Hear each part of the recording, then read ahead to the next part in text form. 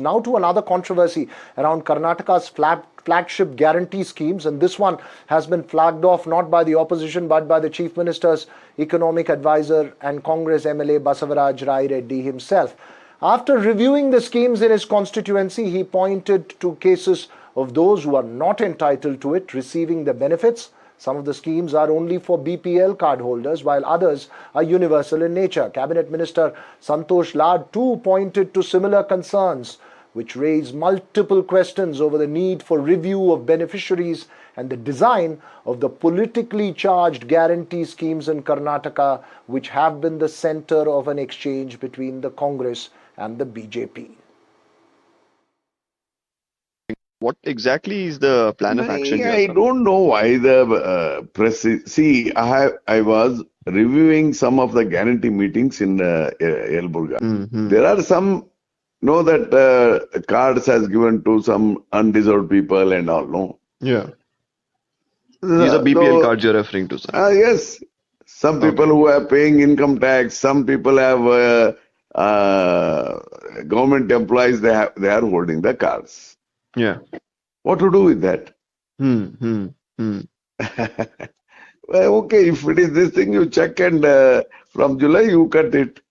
If it is true. Okay. The officers are telling that they have mentioned some 100-200 names. Yeah. They have checked everything. Okay. Is this pertaining to only your constituency, or are you going to give an advice that this should be looked into in every constituency? I don't know that naturally, entire Karnataka, whoever undeserved, naturally they will cut, Mr. Basavaraj Rai Reddy, who is the economic advisor to the Chief Minister, has suggested in an internal meeting that those who are undeserving, many people are there who are above poverty line or, government employees paying income tax still avail guarantees. That should be stopped from July. This is an internal instruction he's given, especially in his constituency, and says it should apply across the state. What's your take on it? Right. He's right because when he has said that, he has told in a right spirit also. We should not really, speak anything wrong about it. He says who are really genuine people should get benefits. But anyway, it's not that easy all said and done because it's so much of homework is required. The government machinery need to work in, go to post to poll or house to house to find out who is genuine and who is not. After that, yes, definitely what he makes is sense according to me. Well, it's a complex issue. The politicians have spoken. The fact that it's come from the cabinet minister and the state's chief minister's economic advisor has raised questions. Professor N.R. Madhumurthy, Vice Chancellor of the B.R. Ambedkar School of Economics in the University of Bengaluru, joins me now live. Thanks very much, Professor Madhumurthy, for speaking to us.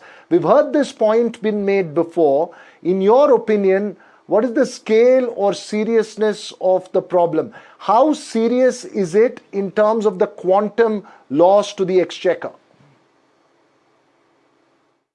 Well, I think this kind of big schemes have its own issues, especially when the governments decide to go on and implement these programs without, doing some background work. So you end up in this kind of errors. Especially some kind of inclusion errors will definitely creep in. But I think there is also a need that, you need to relook at this whole scheme. But out of the 5 schemes that we have, some of them are, universal schemes. Some are targeted.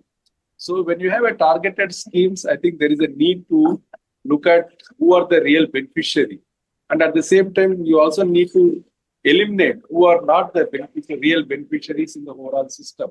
Until unless you don't do this, it will have both implementation issues and also the fiscal cost for the exchequer. So I think now that it's almost 2 years now, these schemes have been implemented. I think the government will have a much better data sets to address those both inclusion as well as exclusion errors, which are very common in this kind of public policy programs. Well, so you're saying while it's common in public policy, the issue is to study the scale. If it's a small number of undeserving beneficiaries or a large number, given that these schemes have been implemented for the last 2 years, there should be a clear set of data to suggest its efficiency and its reach. Yeah, even for that, you need to know the empirics.